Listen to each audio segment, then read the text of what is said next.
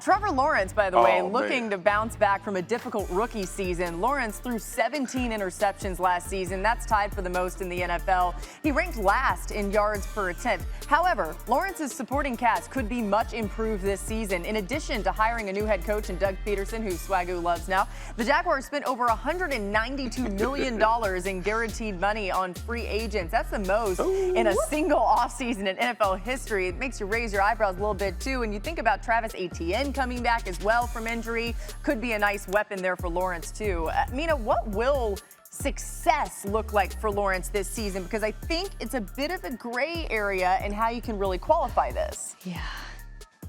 Yeah, especially because, Laura, no matter how you slice it, Trevor Lawrence ranked amongst the worst quarterbacks in the NFL last year. Now, granted, that's so was also the case with Zach Wilson and Justin Fields, so he's certainly not alone in that regard. But watching him, I think what struck me the most was how little trust he had in the offense, both the play calling and the skill players. And frankly, a lot of that was fair, given what we saw from them.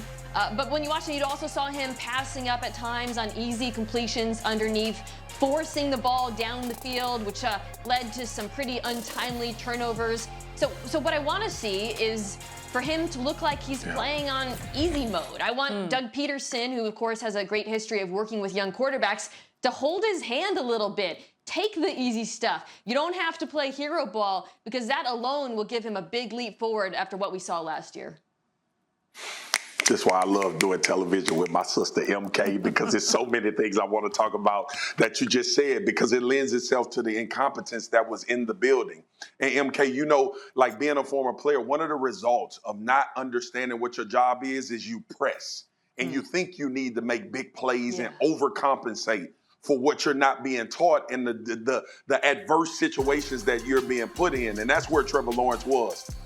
To your point, I want to see him take the easy stuff. I want to see him just play under control. And we've all, I think, believed that Doug Peterson will get him to that point, but also allow him to be the phenomenal athlete that he is. Allow him to show that big arm, set up plays, and give him opportunities to take his shots as you bring in Christian Kirk, who is a guy that has thrived on the deep ball. Allow Trevor Lawrence, and what we thought about him as the #1 overall pick coming out of Clemson, allow us to see a lot of glimpses of that. Allow him to play free, but also allow him to play within structure, because the incompetence that he was around last year didn't allow him to do any of that. So I'm just looking forward to him having a resurgence. Wipe the slate clean, erase everything that happened last year, and allow this to be his real rookie year in the NFL. Yeah, and if you think about him sort of getting a bit of a fresh start here, he did end last season on a high note. Remember, he completed season-high 72% of his passes, threw a couple touchdowns, and that upset win over the Colts. And I think you saw